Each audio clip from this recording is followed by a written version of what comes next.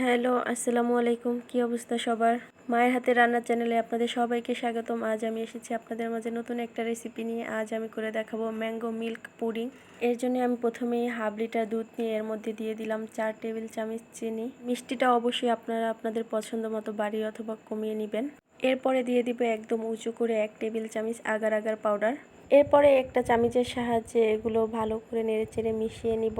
Agar agar পাউডারটা কিন্তু অবশ্যই দুধটা ঠান্ডা অবস্থায় দিতে হবে। যদি গরম অবস্থায় দিতে যান তাহলে দলা পেকে যাবে। এবার এটাকে ভালো মতো মিশিয়ে আমি চুলায় বসিয়ে দিব।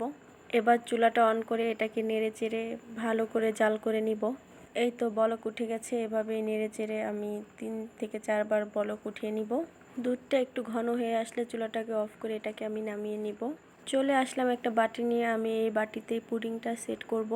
এখানে আমি কিছু আম একটু কিউব করে কেটে নিয়েছি। আপনারা চাইলে যে কোনো শেপ দিয়ে কেটে নিতে পারেন। এটাকে আমি এখন বাটির মধ্যে চারদিকে ছড়িয়ে দিব।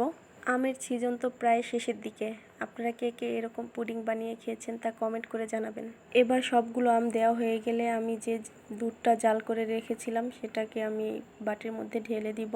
এই কাজটা কিন্তু দুধটা গরম থাকা অবস্থায় করতে হবে, নয়তো বা ঠান্ডা হয়ে গেলে এটা জমে যাবে। এবার আমি এটাকে একটা সাইডে রেখে দেব 1 ঘন্টার জন্য। তো চলে এলাম 1 ঘন্টা পরে। দেখুন আমার পুডিংটা কতটা পারফেক্টভাবে হয়ে গেছে।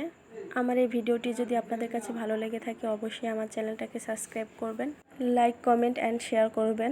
আর আমের সিজন থাকা অবস্থায় একবার হলো এটা বানিয়ে খাবেন এবং কমেন্ট করে জানাবেন রেসিপিটা কেমন ছিল। আমার কাছে তো এটা খুবই ভালো লেগেছে।